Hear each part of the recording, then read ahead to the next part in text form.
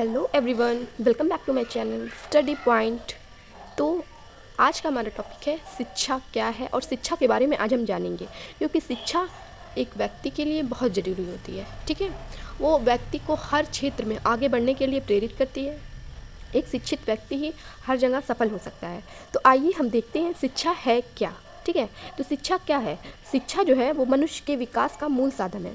शिक्षा के द्वारा मनुष्य अपनी जन्मजात शक्तियों का विकास, अपने ज्ञान एवं कौशलों में वृद्धि तथा व्यवहार में परिवर्तन ला सकता है। शिक्षा के द्वारा ये सब कर सकता है एक व्यक्ति। ठीक है, तथा स्वयं को सभ्य, सुसंस्कृत एवं योग्य नागरिक बना सकता है। वस्तुतः शिक्षा अपने परिष्कृत और शुद्ध रूप में मानव को विवेकशील बनाती है, मतलब मानव इसके द्वारा विवेकशील बनता है। उसके बाद शिक्षा का अर्थ। शिक्षा शब्द संस्कृत भाषा के शिक्ष धातु से में आ प्रत्यय लगाकर बनाया गया है। ठीक है, जिसका अर्थ है सीखना और सिखाना। इस प्रकार शिक्षा का अर्थ हुआ सीखने और सिखाने की प्रक्रिया। ठीक, शिक्षा शब्द का अंग्रेजी में अर्थ होता है एजुकेशन। अंग्रेजी में तो इसको एजुकेशन कहते हैं, ये तो सब जानते हैं। तो अब ये हम जानेंगे एजुकेशन कहाँ से आया है। तो ये जो एजुकेशन शब्द है उसकी उत्पत्ति हुई है लैटिन भाषा के निम्न दो शब्दों से, एजुकेटम, एजुकेयर, निम्न शब्दों से, और एक और है एजुसियर। ठीक है, जिसमें एजुकेटम जो है वो भी दो शब्दों से बना है, ई प्लस ड्यूको से मिलकर बना है, जिसमें ई का अर्थ होता है अंदर से तथा ड्यूको का अर्थ होता है आगे बढ़ना या विकास करना, अर्थात अंदर से विकास करना। अंदर से विकास का तात्पर्य है कि प्रत्येक बालक के अंदर जो जन्मजात प्रवृत्ति या गुण होते हैं उसका विकास करना। शिक्षा के द्वारा ही प्रत्येक बालक के अंदर जो जन्मजात होती है ना, जन्मजात गुण होते हैं, प्रवृत्तियाँ होती हैं, उसका विकास होता है। ठीक है, और ये जो दो और वर्ड हैं एजुकेयर और एजुसियर, उन दोनों शब्द की भी शिक्षा के इसी अर्थ को प्रकट करते हैं। तो आइए हम देखते हैं शिक्षा की कुछ परिभाषाएं, जिसमें जॉन डीवी ने कहा है शिक्षा भावी जीवन की तैयारी मात्र नहीं है वरन जीवन यापन करने की एक प्रक्रिया भी है। ये इंपॉर्टेंट है बहुत कि शिक्षा भावी जीवन की तैयारी मात्र नहीं, जीवन यापन करने की प्रक्रिया है। उसके बाद आता है स्वामी विवेकानंद का। स्वामी विवेकानंद ने क्या कहा है, हमें उस शिक्षा की आवश्यकता है जिसके द्वारा चरित्र का निर्माण होता है, मस्तिष्क की शक्ति बढ़ती है, बुद्धि का विकास होता है और मनुष्य अपने पैरों पर खड़ा हो सकता है। ये जो स्वामी विवेकानंद ने दी है परिभाषा, ये सारी परिभाषाओं में से सबसे अच्छी है। ठीक है, अब हम जानेंगे शिक्षा की प्रकृति। शिक्षा की प्रकृति है क्या, शिक्षा जो है वो कला है या विज्ञान है। ठीक है, शिक्षा की प्रकृति या स्वरूप क्या है, शिक्षा विज्ञान है या कला है। इस समस्याओं पर विद्वानों में मतभेद चला आ रहा है शुरू से। ठीक है, इसकी प्रकृति का निर्धारण करने से पूर्व ये स्पष्ट करना आवश्यक है कि विज्ञान क्या है और कला क्या है। तो इसकी व्याख्या इस प्रकार है। विज्ञान क्या है, तो ये जो विज्ञान है वो दो शब्दों वी प्लस ज्ञान से मिलकर बना है। ठीक है, जिसमें वी का अर्थ होता है विशेष और ज्ञान का अर्थ होता है ज्ञान देना। इस प्रकार विज्ञान किसी विषय का विशेष ज्ञान होता है। एक विज्ञान नियमित ज्ञान है जो प्रयोगात्मक तथा निरीक्षणात्मक ढंग से प्राप्त किया जाता है।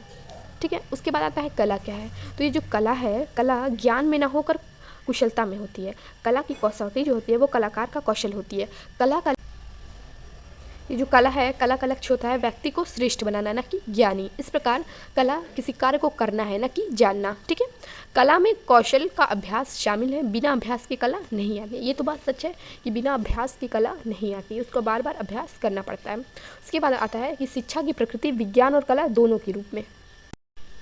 तो शिक्षा की प्रकृति विज्ञान और कला दोनों के रूप में, तो उपयुक्त विवेचन से ये तो स्पष्ट होता है कि शिक्षा न तो केवल विज्ञान है और न ही केवल कला है, अतः ये विज्ञान और कला दोनों है। ठीक है, तो शिक्षा में बालक की रुचि, रुझान, योग्यता आदि का दर्शन होता है।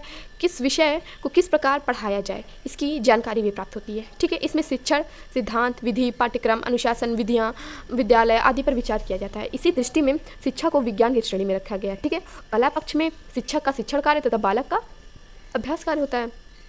शिक्षा के प्रायोगिक रूप को व्यवहार में लाने के लिए कला की आवश्यकता होती है, और जब तक हम शिक्षा विज्ञान की जानकारी प्राप्त कर उसे व्यवहारिक रूप में नहीं अपनाएंगे तब तक शिक्षक नहीं बन पाएंगे। उस दृष्टि से शिक्षा एक कला है। ठीक है, शिक्षा के दोनों पक्ष एक दूसरे पर आधारित है, अन्योन्याश्रित है, मतलब एक दूसरे पर डिपेंड है। अतः कहा जा सकता है कि शिक्षा की प्रकृति विज्ञान और कला दोनों है। ठीक, उसके बाद शिक्षा के अभिकरण। अभिकरण का मतलब होता है एजेंसी। ठीक है, तो आइए हम देखते हैं ये है क्या। तो अभिकरण जो है वो अंग्रेजी भाषा के एजेंसी शब्द का हिंदी रूपांतर है, मतलब इसको इंग्लिश में एजेंसी कहते हैं। एजेंसी शब्द जो है वो अंग्रेजी भाषा के एजेंट शब्द से बना है, जिसका अर्थ होता है दलाल, प्रतिनिधि, कार्यकर्ता या वो व्यक्ति या वस्तु जो किसी कार्य को करता है या प्रभाव डालता है। अतः शिक्षा के अभिकरण वे तत्व कारक स्थान व संस्थाएं हैं जो बालक पर शैक्षिक प्रभाव डालते हैं। ठीक, यदि हम व्यापक रूप में देखते हैं तो मनुष्य का संपूर्ण वातावरण ही उसकी शिक्षा को प्रभावित करता है, जो कि इसका बालक की शिक्षा से प्रत्यक्ष संबंध होता है। और ये हैं कुछ अभिकरण की परिभाषाएं, किसने क्या कहा है। उसके बाद आता है अभिकरण का वर्ग, शिक्षा के अभिकरण, उसका वर्गीकरण। तो आइए ये देखिए, अभिकरण का वर्गीकरण है, एक तो सक्रिय अभिकरण है, ठीक है, और निष्क्रिय अभिकरण है। उसके बाद है व्यावसायिक तथा अव्यावसायिक अभिकरण, ठीक, औपचारिक तथा अनौपचारिक और निरौपचारिक, ठीक है। ये इतने सारे इसके अभिकरण के पार्ट्स हैं। तो सक्रिय अभिकरण और निष्क्रिय अभिकरण क्या होता है, ठीक है।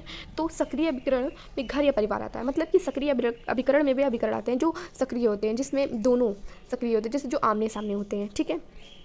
दोनों एक दूसरे पर प्रभाव डालते हैं, एक दूसरे पर प्रतिक्रिया करते हैं और एक दूसरे के आचरण का रूपांतर करते हैं, ठीक है। उसके बाद निष्क्रिय अभिकरण में आता है वे जिसका प्रभाव एक तरफा होता है, जैसे कि होता है ना कि जैसे रेडियो, टेलीविज़न, चलचित्र, ये सब जो है आपको बस प्रभावित करते हैं, वो खुद प्रभावित तो नहीं होते, आप तो उनको कुछ कर नहीं सकते हैं।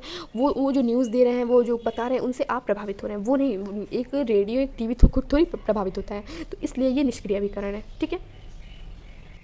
और व्यावसायिक अभिकरण वे अभिकरण होते हैं जो हमें व्यवसाय देते हैं, जिनको सीखने के बाद, जैसे कि टेलीविज़न में काम कर सकते हैं, चलचित्र, नाट्यशाला, समाचार पत्र, प्रेस इत्यादि में, ये सब एक व्यवसाय के अभिकरण जो है, जिससे हमें व्यवसाय मिलता है। उसके बाद आता है अव्यावसायिक अभिकरण।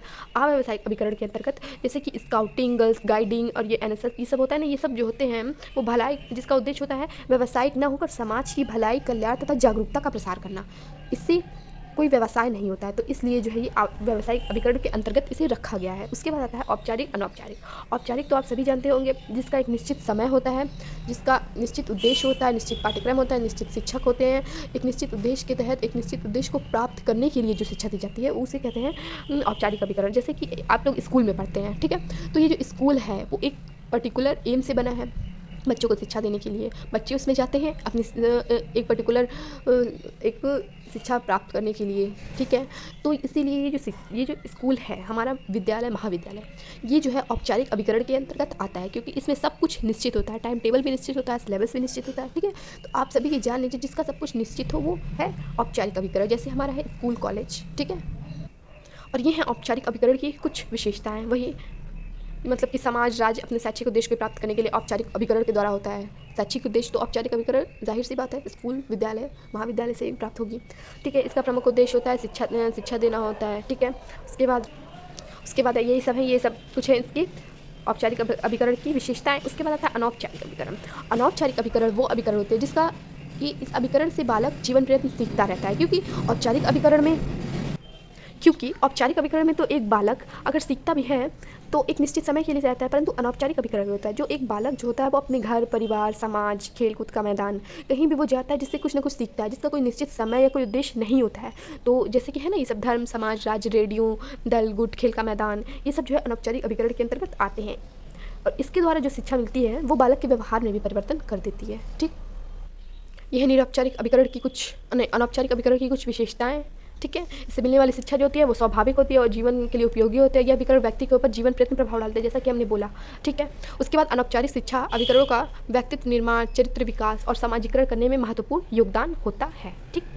उसके बाद आता है निरौपचारिक अभिकरण। ये बहुत ही अच्छा अभिकरण है। वर्तमान समय में शिक्षा के अभिकरणों का एक वर्गीकरण है निरौपचारिक अभिकरण। निरौपचारिक अभिकरण में दोनों के गुण आते हैं, औपचारिक और अनौपचारिक दोनों के गुण होते हैं, ठीक है। ये अपने लचीलेपन के गुण के कारण बहुत ही चलन में है, क्योंकि जैसे कि इसके अंदर आते हैं प्रौढ़ शिक्षा केंद्र, दूरस्थ शिक्षा, सतत शिक्षा, ये सभी, ठीक। और ये है निरौपचारिक अभिकरण की विशेषताएं।